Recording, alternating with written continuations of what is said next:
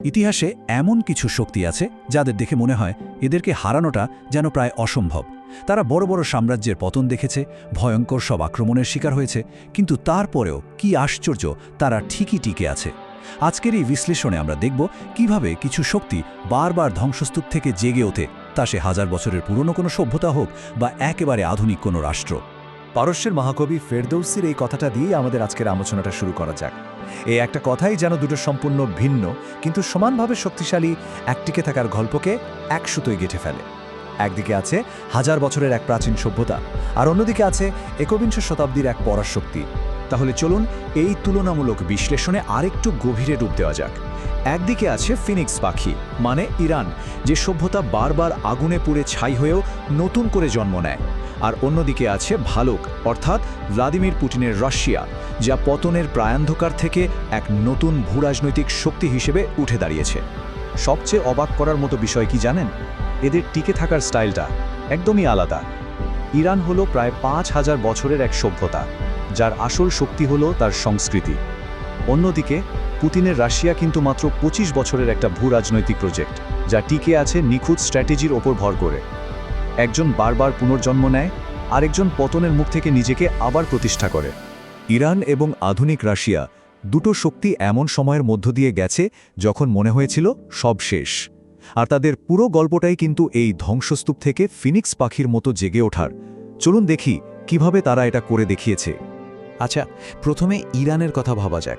খ্রিস্টপূর্ব ৩৩৪ সাল Alexander the great এসে পুড়িয়ে ছাই করে দিচ্ছেন পারস্যের গর্ব পার্সিপোলিস। এর প্রায় ১০০০ বছর পর ১২১৯ সালে চেঙ্গিস খানের মঙ্গল বাহিনী মার শহরের মতো সমৃদ্ধ নগরীকে মাটিতে মিশিয়ে দিল, যেখানে লক্ষ লক্ষ মানুষ প্রাণ হারিয়েছিল। তারপর আবার ১৭২২ সালে আফগান আক্রমণে সাফাভিদদের সোনালি যুগের রাজধানী ইস্পাহান ধ্বংস হয়ে গেল। প্রত্যেকবারই মনে হয়েছিল পারস্য সভ্যতা বুঝি এবার চিরতরে শেষ। এবার চলুন ঠিক উল্টো দিকে তাকাই, রাশিয়ার দিকে। ১৯৯১ সালে সোভিয়েত ইউনিয়ন ভেঙে যাওয়ার পর যা হলো তা এক কথায় বিপর্যয়। তাদের সুপার পাওয়ার স্ট্যাটাস শেষ, ৯০-এর দশক জুড়ে চলল অর্থনৈতিক বিশৃঙ্খলা, কয়েকজন ধনকুবেরের হাতে দেশের সব সম্পদ চলে যাওয়া, আর প্রথম চেচেন যুদ্ধে ভয়াবহ সামরিক অপমান। ঠিক এমনই এক অন্ধকার সময়ে ১৯৯৯ সালে অসুস্থ প্রেসিডেন্ট ইয়েলসিন এক প্রায় অপরিচিত সাবেক কেজিবি এজেন্টের হাতে ক্ষমতা তুলে দিলেন। তার নাম ভ্লাদিমির পুতিন।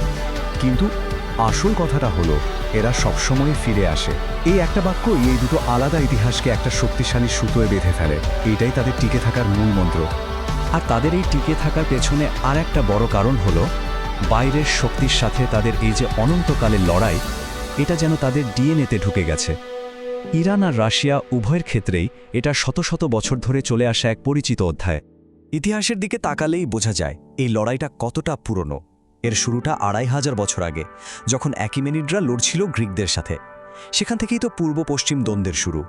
এরপর সাসানিদদের সাথে রোমানদের শত শত বছরের যুদ্ধ। ১৯ শতকে ব্রিটেন আর রাশিয়ার সাম্রাজ্যবাদীর লড়াই, যা গ্রেট গেম নামে পরিচিত, সেখানে ইরান ছিল দাবার গুটি।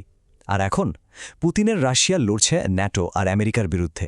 তার মানে পশ্চিমের সাথে এই সংঘাত কোনো নতুন ঘটনা নয়, বরং বহু পুরনো এক গল্পের নতুন পর্ব মাত্র। তাহলে প্রশ্নটা হচ্ছে, কিভাবে তারা এই অনন্ত লড়াইয়ের মধ্যে টিকে থাকে? উত্তরটা লুকিয়ে আছে তাদের প্রধান অস্ত্রে, যা একদমই আলাদা। একদিকে সংস্কৃতি, আরেকদিকে ক্রেমলিনের কৌশল। ইরানের ব্যাপারটা অসাধারণ। তারা তলোয়ারের জোরে হারে, কিন্তু সংস্কৃতি দিয়ে জিতে যায়। মঙ্গলরা যখন ইরান জয় করল, তখন কি হলো? ইরান তার মেধা আর সংস্কৃতি দিয়ে উল্টো মঙ্গলদেরই জয় করে নিল।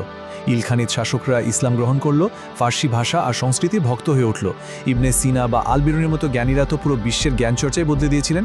এমনকি আব্বাসীয় খিলাফাতের প্রশাসনিক কাঠামোটাও কিন্তু পারস্যের শাসন পদ্ধতির উপর ভিত্তি করে তৈরি হয়েছিল। আসলে ভূখণ্ড দখল করা যায়, কিন্তু একটা জাতির মেধা আর সংস্কৃতিকে শিকল পরানো যায় না। আর অন্যদিকে পুতিনের রাশিয়া, তাদের অস্ত্র হলো নিখুঁত ঠান্ডা মাথার স্ট্র্যাটেজি। ক্ষমতায় এসেই তিনি কি করলেন? প্রথমত দেশের ভেতরকার অলিগার্ক বা ধনকুবেরদের শায়েস্তা করলেন, রাষ্ট্রীয় ক্ষমতাকে এক জায়গায় নিয়ে আসলেন। দ্বিতীয়ত চেচনিয়ার বিদ্রোহ কঠোর হাতে দমন করে রাশিয়ার ভাঙন থামালেন।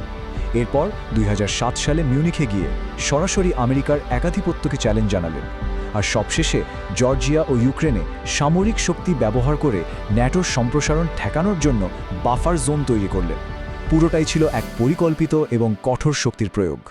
তো এই দুটো গল্পকে যখন আমরা পাশাপাশি রাখি, টিকে থাকার এই দুটো আলাদা মডেল আমাদের ক্ষমতার আসল চরিত্র নিয়ে কি বলে? সব মিলিয়ে যা দাঁড়ায় তা হলো একদিকে ইরানের শক্তি, যার ভিত্তি হলো হাজার হাজার বছরের সংস্কৃতি, এটা নেতা বদলালেও টিকে থাকে এবং বাইরের হুমকিকে নিজের মধ্যে শুষে নেয়। আর অন্যদিকে পুতিনের শক্তি, যা মাত্র 25 বছরের স্ট্র্যাটেজির উপর দাঁড়িয়ে, আর এটা অনেকটাই এক নেতার উপর নির্ভরশীল এবং বাইরের হুমকি থেকে নিজেকে রক্ষা করার জন্য দুর্গ তৈরি করে। একটি হলো ধারণার মাধ্যমে আধিপত্য, অন্যটি সামরিক শক্তির প্রয়োগ। তাহলে শেষ প্রশ্নটা এটাই, কোনটা বেশি টেকসই, শেকড় গভীরে চলে যাওয়া একটা সংস্কৃতি নাকি ইস্পাতের মতো কঠিন করে গড়া একটা রাষ্ট্র? এই দুটো মহাকাব্যিক এবং এখনও চলমান টিকে থাকার গল্প থেকে পাওয়া শিক্ষা নিয়ে ভাবার অবকাশ কিন্তু রয়েই গেল।